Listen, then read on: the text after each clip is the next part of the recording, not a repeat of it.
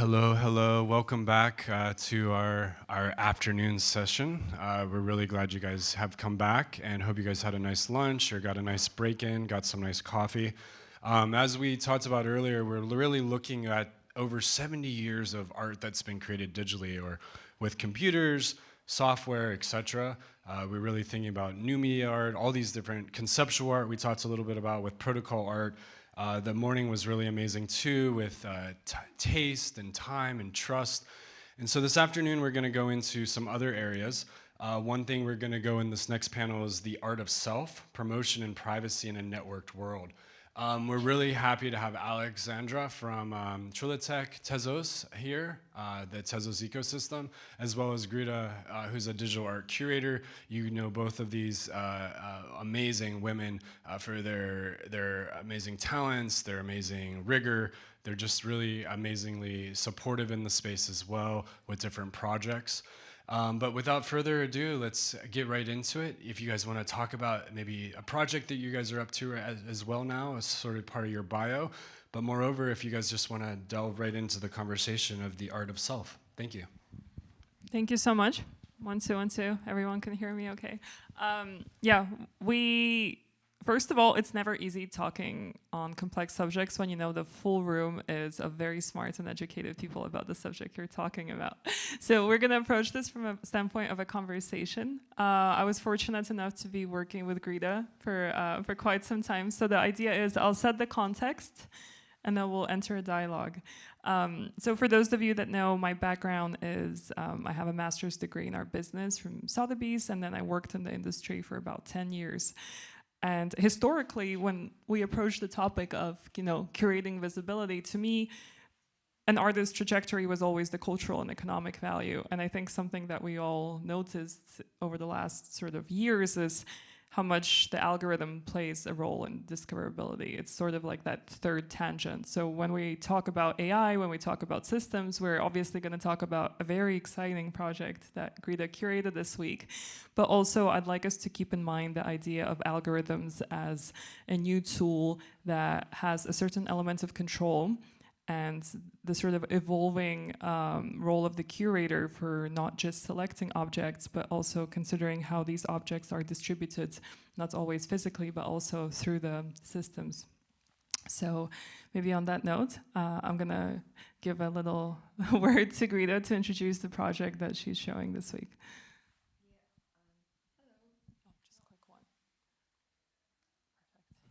Hello, everyone. Yeah, I'm so sorry because my mental is not perfectly came back because what happened to yesterday, I got hacked. So I think it's really interesting and cool theme that we could talk about it because I could be the good example. So yeah, I'm really happy to see all the faces that I built from these last 5 years. We have Leonora here, Seb, and Vancian, and everyone, and Mike. So happy to see you here.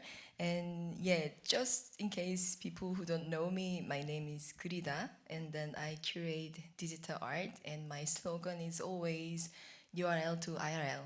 So yeah, thanks to all these friends, opportunities given to me, I was luckily because of the timing, the first Europe's NFT art galleries curator, and then after that, thanks to Seb, I started as a director at Adverse for 2 years. Now I'm doing my own curation show, and thanks to, in a partnership with Art on Tezos, I'm exhibiting Emi Kusano at Art Basel Social Club. And it's really hard to talk about artwork without the images, so it means you have to come and see the VR show. So right now at this stage of digital and AI, I present Emi Kusano. Of course, I'm sure most of our family here knows about Emi Kusano, but just... How many people know Emi Kusano? Just raise your hand. Oh, okay, I think we're good. I will skip the easy part. I will skip the easy part. So yeah, everyone knows that Emi Kusano, she's using the artificial intelligence to explore actually the female identity and self-representations and memories. And actually, since 2021, she built her digital twins, digital doppelganger, and she makes her digital Emi travel to the world that she built by each series.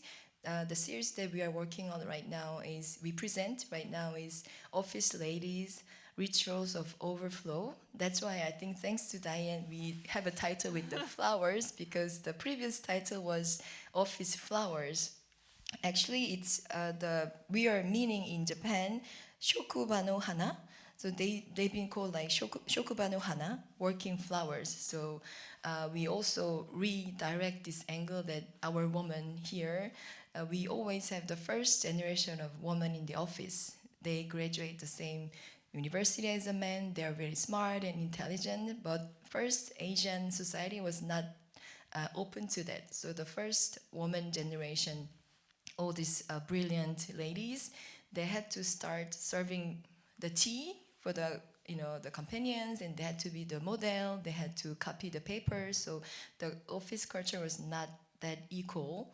So Emmy is messaging this from the past to the present and the future, that is it really changed or not? So she really builds the scientific office ground there, and then she let the digital Emmy acts with that. So if you come to the exhibition, we will actually witness how she works, how she feels, how she really performs her character. And then we also need to think, do we ignore her, or do we care about her? So that's the series that we take. And also Emi Kusano, her artist herself, I think in an art historical point of view, I think she's very important, because everyone knows that the Frida Kahlo and Cindy Sherman, these are the women artists who are bringing their own self-image to their artworks. So they actually use their appearance as a medium and communicate.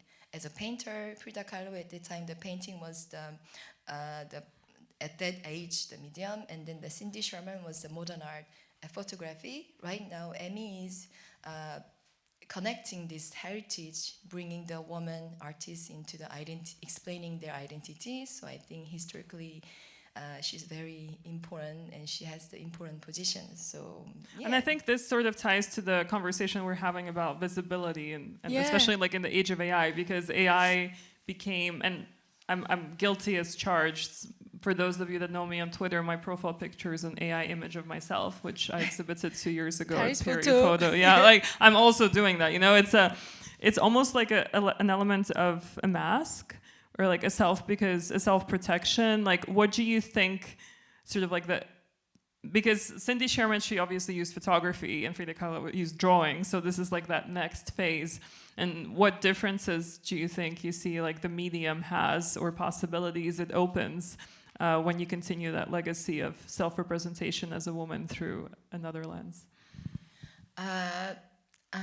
Sorry, if you could just explain one more So time. I think like what makes AI as a medium more special when it comes to self-representation in art through like the lens of yourself? Yeah, I think it's really great question, Alex, because for AI creation, we can totally create anything we want, right? We prompt, and we always, it's easy tool to bring the result, but if we put our own identity there, then it gets quite heavy, because it really carries everything, my face, my self-expressions, and my habits. So it really takes serious responsibilities to do that. So I think Emmy is quite brave to really pioneering this genre, that AI plus melting my own identity as a digital twin, like digital Emmy. So it means we really need to care about what comes after, like my case. So I opened everything, Of course, my PFP is Heketao, but everyone knows my face. Everyone knows what I do, what city I live. So it could be also very targeted for this kind of scams and hacks, but still, if you can prevent well, then it gives I think it's really interesting, because of course, AI with other creation, other style is quite important, but especially AI putting my identity is, actually it gives the feeling that I'm more connected to you, because And when I see your profile picture, of course we know that it's AI creation. Oh, but really? I, You do? and Emmy, but I know Emmy as well. So Yeah. I treated this AI artwork kind of also part of her self-portrait Yeah. and her self-photography, actually, because we are very comfortable to see her. So it really helps to understand the new technology called AI, I think. I think like for me, when, because I did it, 3 years ago, at the time it was exciting because it was something new. Like, oh, you can do this now. But as You tech- also met Marlene's. Yeah, yeah. I met Merlin's, I met Carrie's. I did actually quite a few people in the room. But what's interesting to me is at the time it was fun, it was exciting, it was testing the limits of technology. Now that technology is there and anyone can do it, it's almost like on one hand it's a barrier, it's a mask, but on the other hand, where does it stop, right? Because we're seeing case studies of artists who are training not just the visual aspect, but they're feeding the algorithm with everything, like their history of emails, history of conversations, like where does it stop, and how much do you really of yourself give away? And I wonder, like, obviously you can't speak on behalf of Emmy, but through your conversations, through your work together, like, were there any considerations when it came to privacy? Yeah, I think for me, yeah, I mean, AI, we are living in an age of AI right now, and luckily, I don't know you guys' age, but me, I am quite lucky to live in this age at, yeah, I'm 41 years old, by the way, so it means I experience, and I grew up in Asia, so also I know how to write a letter. You know, when I was young, we communicate with the letters, and I know the phone, I know the beginning of the internet, I know 486 stuff, and then everything. And now I'm experiencing AI, so I know so many layers of how technology can do. But on top of that, I think, yeah, of course, technology will not stop. It will never stop. So it means my take is we really need to fill the gap where is the empty ground, the gray zone. So I read an article, also watched the interviews that this scientist told me, like the AI can actually give wrong answers, or all these big images combine each other. So for example, if we type AI, show us, let's say, show us the small region of China, you know, but they are maybe close to Russia or somewhere, so their culture is a bit different from the image that we know about Asia. So I want to see that image specifically, a very subtle image, but AI understand just you know, like the King Jinshi or something like Yeah. that. So it means really important thing is these kind of people use a lot of AI. So all this information is getting bigger. So actually, it's not getting diverse, you know. So I remember I typed in Korea we have cold noodle. So I typed cold noodle. It's Korean specific dish, and then they gave me the cold noodle is like the noodle with the ice here. So it is supposed to be hot, supposed to be cold. But AI gave me the noodle with the burning ice together. So it means our job, our curators, artists, and collectors, we really need to input very small ground that AI can understand. The world is diverse. The world is not exist only America, China, you know, like something. So Well, I think you're that's touching culture. about a really good topic, and I think those who listened to Trevor Paglin earlier, like one of the first artists that I came across maybe like 10 years ago, working with data sets. And I think that is the underlying core issue now in terms of how do you get clean data, how do you find models and words to actually identify things. And I think we're coming back to the question of visibility. And do you own the narrative, or do you hope for the best when you input things into the void? And with artists like Emi Kusano, I think Ivona Tao was also training models and sort of like her lookalike. It's the element of control. And I think for artists practicing now, what's interesting is maybe 2 years ago we were like, oh, AI, cool image, but like we're moving past that, and like we're assessing like the critical well, we're moving past that back into what it was maybe 10 years ago, where, you know, you approach technology from a critical lens. But I think it's great to see like a whole new generation of artists asking the same questions. So, talking about flowers. We have so many flowers here. We have so many flowers here, and I think it's just because like visibility is not just online visibility, but also there's the whole conversation about women in the workplace, and us being here, so many hardworking women here. Let's touch a little bit about that, which I think you introduced about China. And how Emmy herself has a similar story growing up in Japan, and how her parents, your parents worked, like your moms worked, and maybe you could share a little bit more there.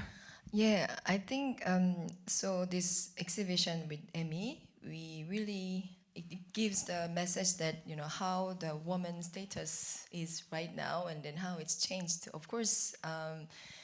Women and men, we are physically different, but the thing is we are living in a social modern society. So everyone, in my thoughts, we have to be equal for everyone. And actually, because of the historical situation, this woman working culture arrives quite late. Of course, Leonora knows about the Chinese working condition, but here, based on Japan and Korea, it arrives like 70s and 80s. So before image of woman was you have to get a baby, you have to take care of the house, of course. And then they started to work at the company. At the time, the first thing they had to do is, even though they're so intelligent women and smart women and graduating the same high school with the men co-workers, they had to serve the tea, they had to copy the papers, they had to be in the model of the company. So all the complex they had to go through, it was quite heavy. But in Asian culture, we cannot complain, So they had to keep themselves, and actually they had to really transfer this stress and all this feeling into making the better career. So they really climb high. And my mother and Emmy's mother as well, their mission was the one thing: I'm not gonna let my daughter to work in this situation. So they really try hard to make it better situation. So it really gives the feeling that when you see the Emmy's work at Art Basel, a social coordinator, you could feel really comfortable somehow, because she uses her mother's photos when she worked. So she really let these old photographies, and also moment in 70s and 80s in Japan, they really make the studies. So somehow we are at the space that never exists, but feels very comfortable. So I named this nostalgic fantasy, because it really gives the comfortable feeling, but we will see there is a real atmosphere that we can see how she works, but we can also see how she feels. So this could be really interesting take that AI can bring something, because it's really aligned with the surrealism as well, because we can really cook with the mise-en-scène and the thing.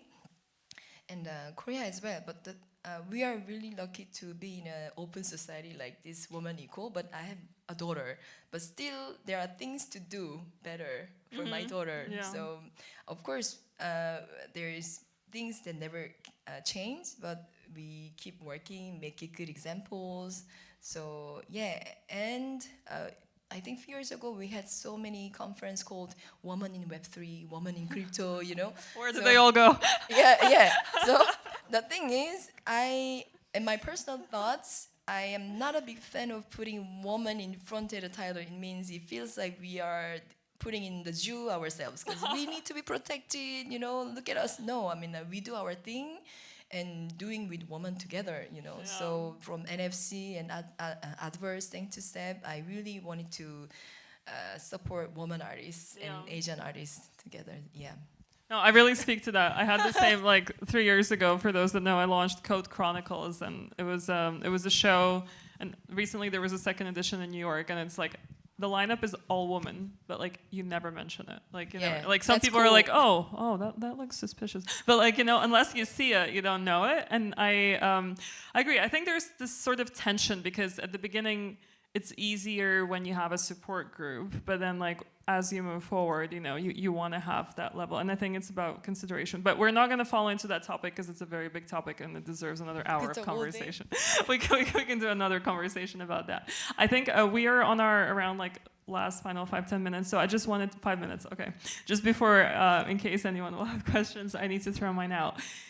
we touched many aspects of AI. You know, we touched AI creation, we touched systems of discoverability, we touched upon the tension of women in the workplace. But as a curator yourself, I'm curious because we've shared this journey for many years, you know, and For 5 years. 5 years or 6 or 5, I don't know. We're here in Basel, you know, obviously we have an audience, you have a physical space where you're exhibiting the work, but you've also done things internationally. There's also an element of just doing things online now. And how do you navigate that tension between, you know, speaking to a wider audience versus making these more in-person connections? Like, do you think it's important, like what is important to you as a curator now as visibility becomes more and more online? Like, how do you balance the two, the physical and the digital reality? Well, I think it's also a great question because for me, I can't pick one or the other because it's really like here. It's like the conference and then after party, you know.